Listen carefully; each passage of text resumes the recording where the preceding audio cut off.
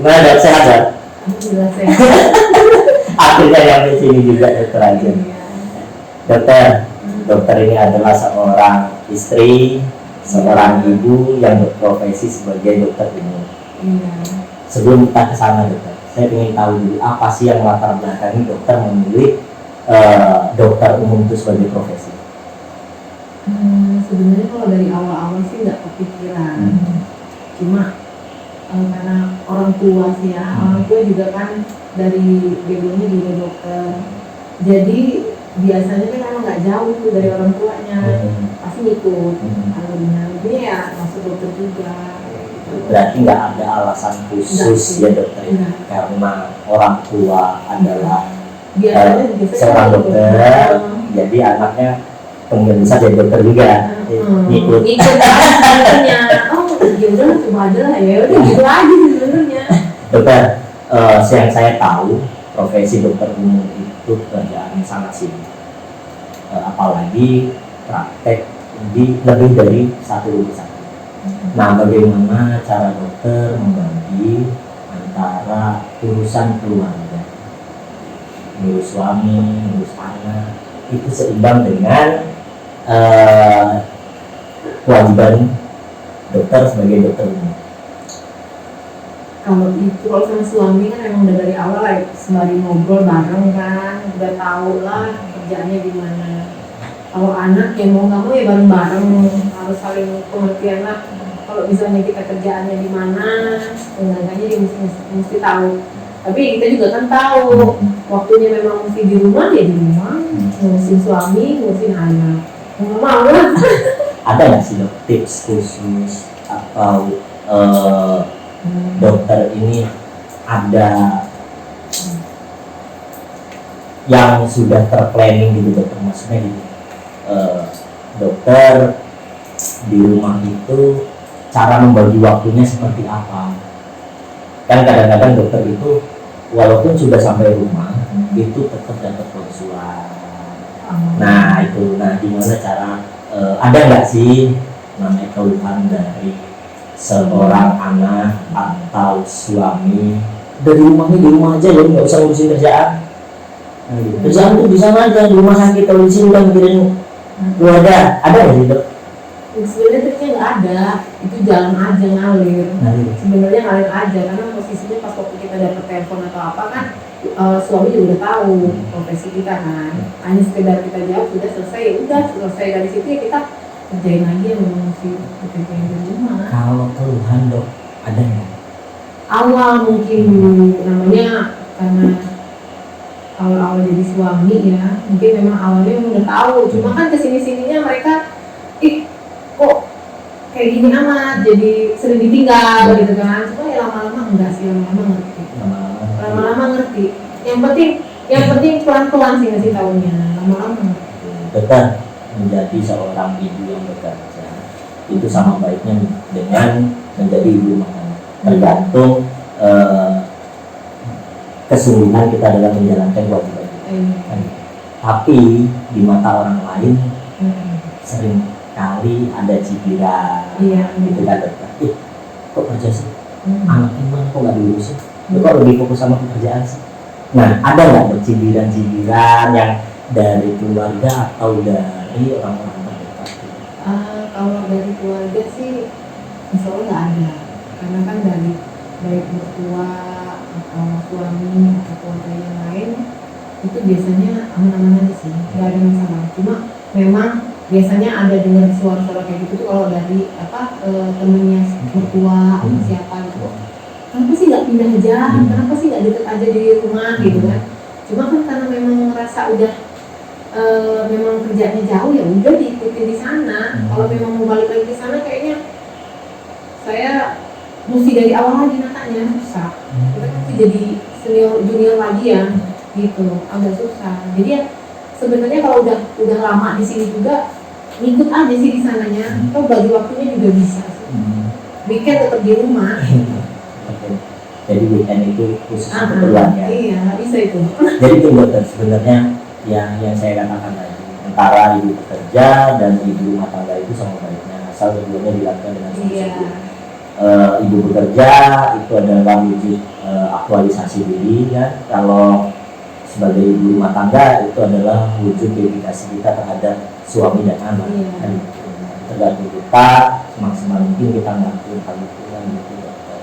Nah gini dokter, apa namanya, kalau ada nggak sih dokter namanya seorang ibu dalam menjalankan kewajiban dokter di rumah sakit itu, ada nggak sih kok pikiran dalam hati dokter, aduh anak saya lagi ngapain ya, aduh suami saya lagi di mana ya, ada nggak sih dokter? Ada, pasti ada lah. Kalau misalnya tiba-tiba kepikiran pasti nelfon saya. Pas ada waktu saya nelfon. Sebenarnya sih nggak harus oh kamu harus telepon saya tiap jam sekian. Enggak, fleksibel aja. Kapan mereka bisa telepon saya ya saya telepon. Kalau memang saya lagi nggak bisa nanti saya telepon balik gitu. Anak di rumah siapa? Kemudian sama keluarga suami. Sama keluarga suami. Dua-duanya. Iya dua-duanya. Kelas berapa? Yang pertama SMP kelas 1, yang kedua kelas 3 SD. Oh udah besar sudah, jadi udah enak, nggak perlu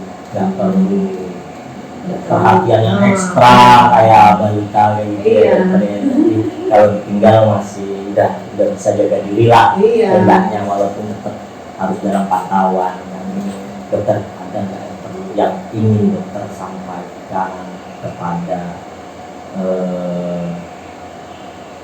anak gitu, apa namanya,